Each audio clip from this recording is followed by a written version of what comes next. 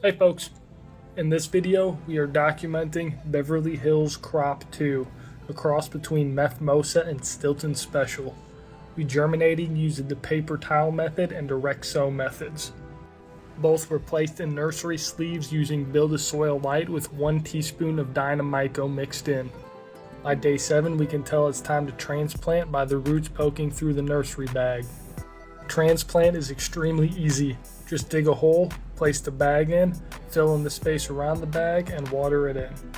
Then we take a peek at them in their new homes.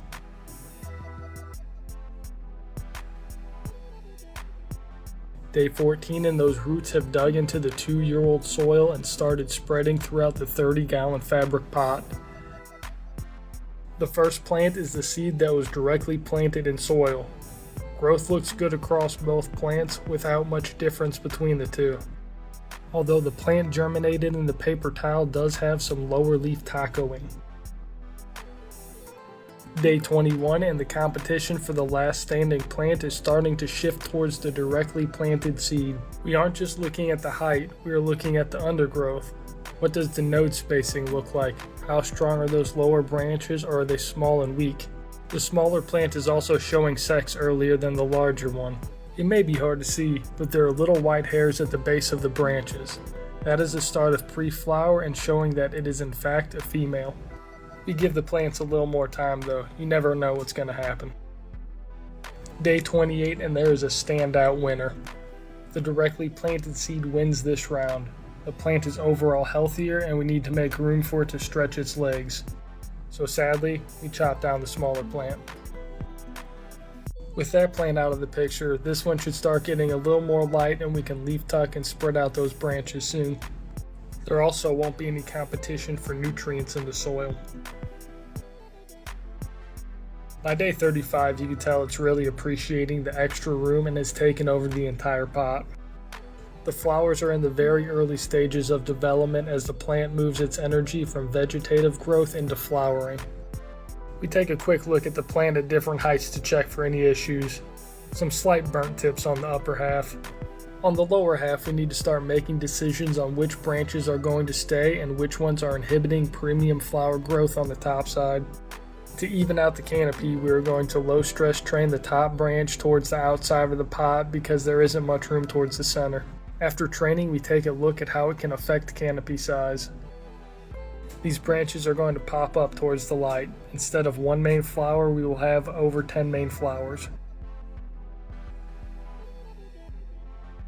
On day 42, those branches did exactly what we wanted to and filled in that void in the middle. This plant tends to know what it wants, so we only need to gently guide it for good results. The flowers are starting to look incredible, packing on a ton of pistils as it's priming up to put on a show. Mephisto is slightly light sensitive. You can see this trait carried over with the slightly pale leaves. We check out those bottom leaves for any issues. Nothing compared to the issues we were having in the Mephisto pot. One weird leaf here, but I think it was enjoying some of its own supply or something. Day 49, we pluck off some of those lower leaves and start cleaning up the cover crop. After everything is chopped, we feed with some worm castings, peach ferment, and Dynamico spark. This combination will add sugars and microbes for the last push into flower. This plant is looking gorgeous and just now starting to show us what it's truly capable of. The flowers were already starting to put on some weight and lean over. There is some slight yellowing, but I'm just going to go with its light sensitivity trait that carried over from the Mephisto. It seems common amongst F1s.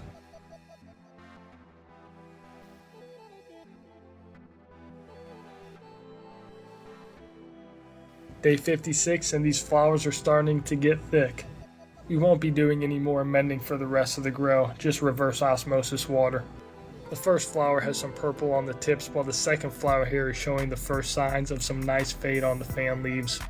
Some of those pistils are turning brown and the plant has started its final push into flower that will add a ton of weight.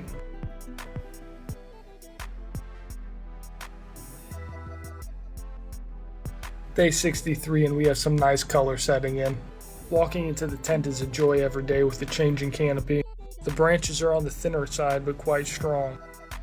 When handling the plant, it puts off a vibrant fusion of sweet orange peel and grape candy, grounded by a funky, earthy cheese. It's a rather complex aroma that has you going in for a second and third whiff.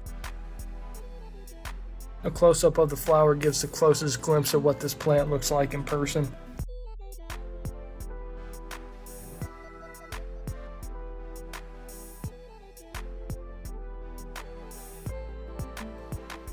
Day 70. A lot of those upper fan leaves have shifted into a dark purple that accent the beautiful flower. I could say more, but sometimes you just have to let the plant do the talking.